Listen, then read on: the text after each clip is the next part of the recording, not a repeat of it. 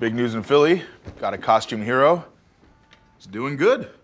Yeah, but is he though? Ooh, controversy. Just saying, he's what? Charging people's phones? So what?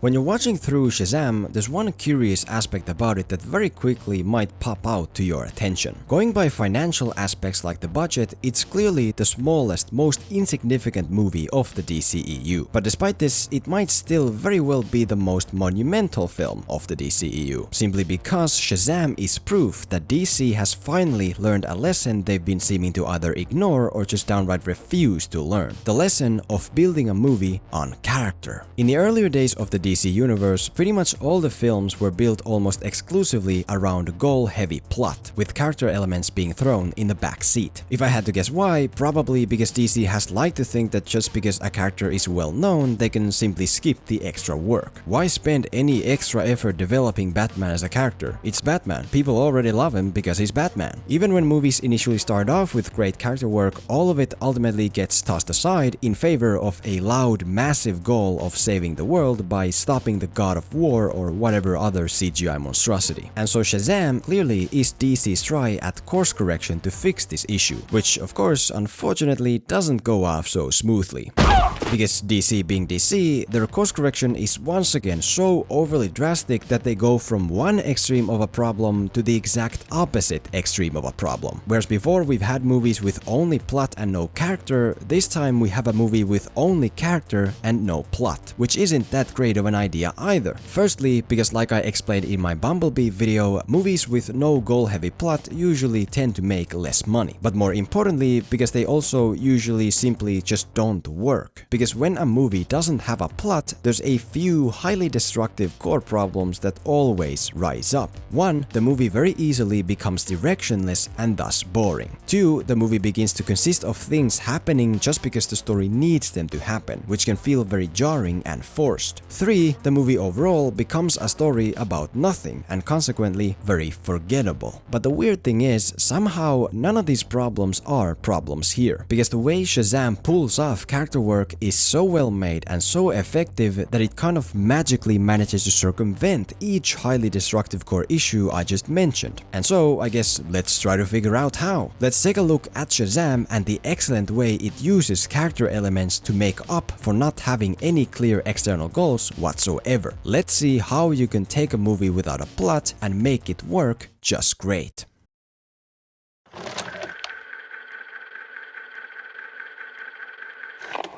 The first issue you can notice in films like Shazam that lack a big central goal-oriented plot is the fact that they very easily get directionless and boring. Because basically, if the main characters don't have clear external objectives that they're constantly working towards, then the audience doesn't really know where things are headed. And if the audience doesn't know where things are headed, then what they're seeing will feel like it's standing in place. And because of that, boring. Obviously, Shazam features quite a few more or less important characters, so if some of them are just there along for the ride, that's fine. But the fact that our main hero and villain don't share a single clear central goal that they're clashing over, that's usually a big no-no. We have our villain Dr. Sivana, who gets these superpowers not really because he needs to do something with them, but more just for the sake of having them. We have our hero Billy Batson, who spends his screen time mostly by just hanging around with his new family at home and at school. Even when Billy gets his powers and becomes Shazam, it's still the same thing. He just kind of tests out what he can do and hangs around some more, without really moving towards anything. Dude,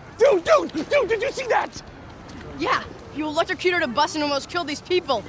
And then I caught it! Who does that? I do that! Billy, you do nothing. You take selfies and make people pay you.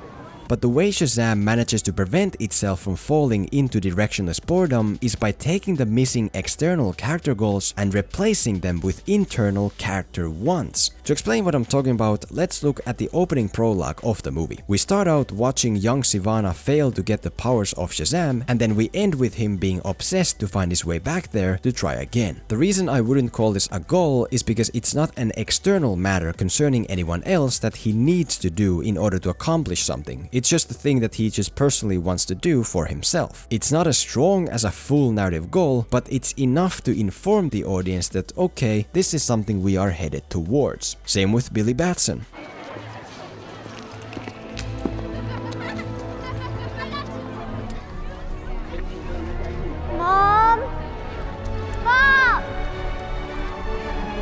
worry, kid.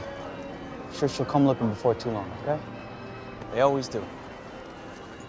Right away, it's made clear that Billy Batson's want is to find his lost mom. Again, it's not a big external movie-defining thing that Billy is always constantly moving towards, but it's something that gives the audience a sense of direction. When later on we're watching Billy just hang around at school or buying beer or overall being a superhero that does nothing, we always have the unsolved mystery of her missing mother at the back of our heads that we know we at some point are going to get to. And that's why we don't lose interest. The weakness of using wants, however, is the fact that unlike a single external goal, wants aren't really strong enough to carry through the whole movie, which is why Shazam also continuously resolves and evolves them into something new. When Sivana has accomplished his want of getting superpowers, his want then evolves into killing Billy. Again, not because he needs to, because Billy stands in his way of accomplishing some big overall plan or anything, but just because he doesn't want there to be someone more powerful than him. And so now, when we're watching Billy train his powers for no real reason, we know that it actually is for a reason, because we know that we're headed into a battle between him and Sivana. In a similar manner, when Billy has finally solved the mystery of his mother, his want is then replaced with a goal that carries us through the last act to the end. He has to defeat Sivana in order to save his new family. It takes the movie over 90 minutes to introduce this first real goal, but because of the multiple wants introduced before, it's never really an issue. To be clear, I'm not saying movies shouldn't always use strong goals. I doubt Infinity War would be the movie it is if Thanos was after the stones just because he wanted to frame them up on top of his fireplace. But what I am saying is that if you are simply unable to introduce a clear central plot building goal at the beginning of your movie, at least introduce clear character wants to inform the audience of the direction we're headed until we get to it.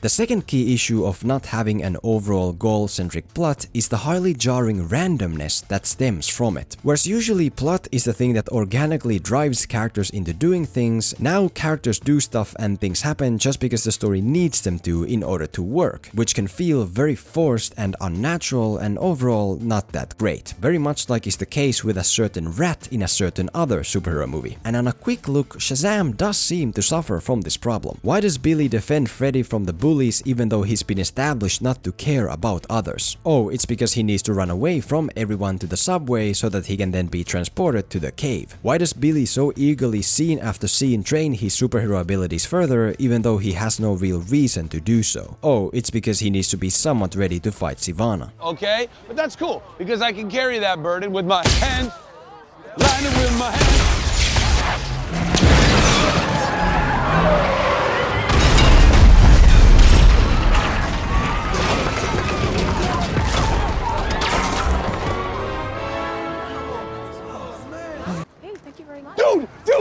Dude, did you see that? What's Freddy doing with a superhero?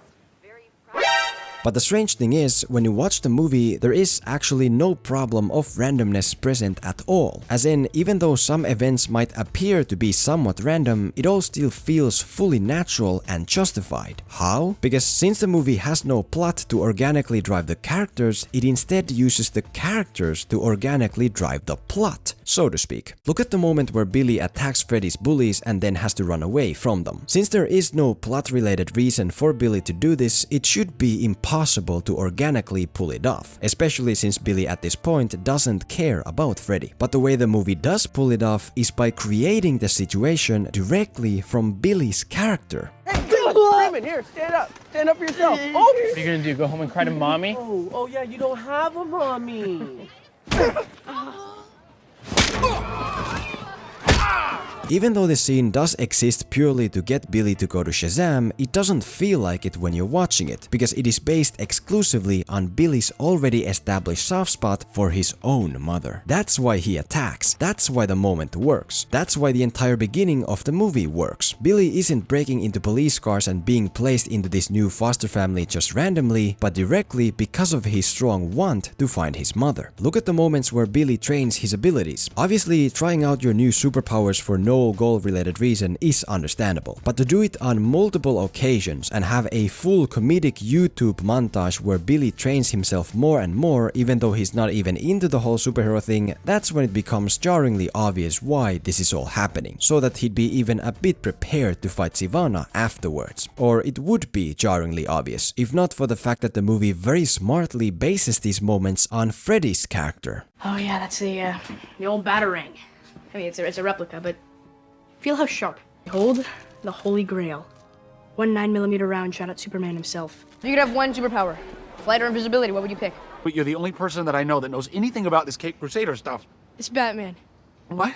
From the very beginning, Freddy is established to be a huge superhero nutcase. And since Billy has a superhero nutcase like him as his closest friend, of course they're going to do nothing but try to figure out what he can do and push him further. That's not only believable, but also expected. Same with the moment where all the other kids just happen to watch news footage that just happens to show Freddy together with Shazam in order to figure out that it's really Billy. Alone, it would feel very forced. But luckily, because the little girl has been established as an ever-talking telltale who already knows the truth, it doesn't. When she's the one who finally lets the secret out and confirms that yeah, Billy is Shazam, that's why the moment feels organic. That's why the moment of Billy accidentally hitting the bus due to his growing recklessness feels organic. That's why all such moments in this movie feel organic. Because they're always created directly from the characters and who they are.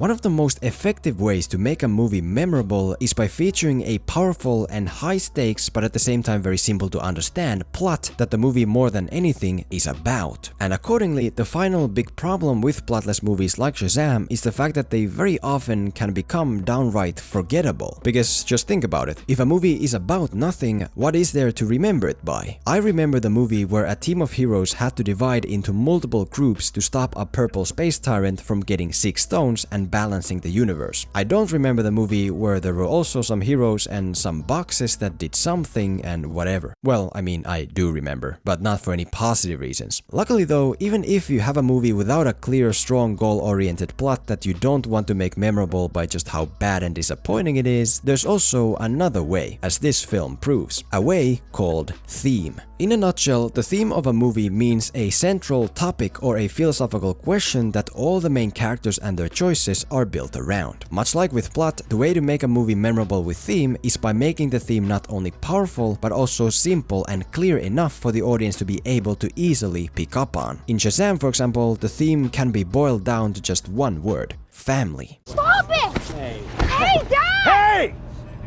Dad, you can't go crying to other people all the time. A man needs to know when to stand up for himself.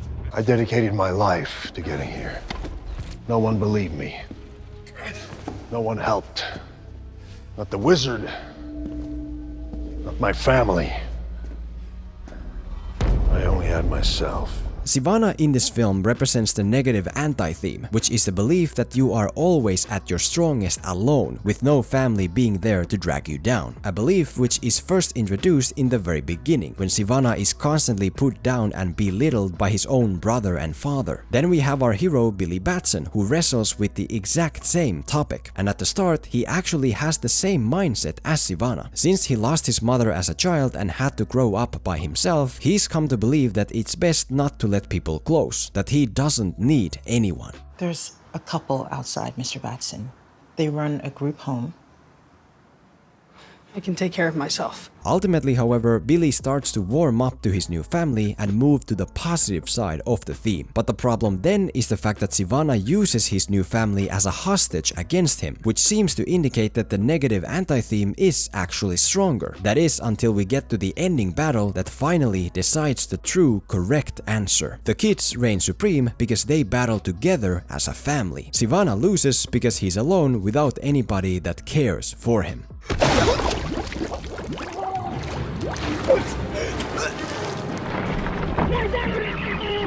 Friends can't help you anymore. Hey!